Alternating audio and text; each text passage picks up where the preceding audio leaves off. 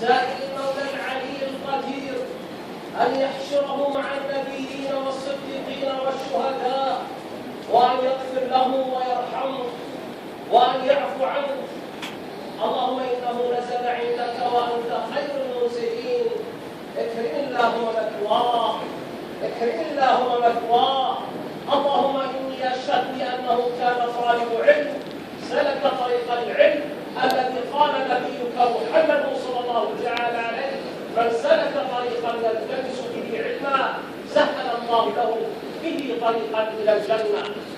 فهنيئا لك يا أبا عبد الله، قد قضيت أيام عمرك ما بين القرآن والسنة حتى أتاك ملك الموت يرفع روحك الطاهرة الزكية مع دمائها إلى السماء السابعة، فتسأل الملائكة: ما الروح هذه الرائحة الطيبة؟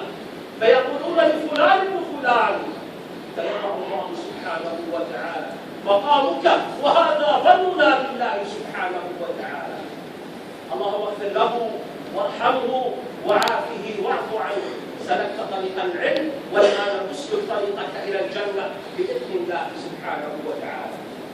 زيادة في شرف نبينا محمد صلى الله تعالى عليه وإلى روح آله وأصحابه وإلى روح من حضرنا لأجلهم واجتمعنا بسببهم، لهم منا مثل ثواب سورة الفاتحة.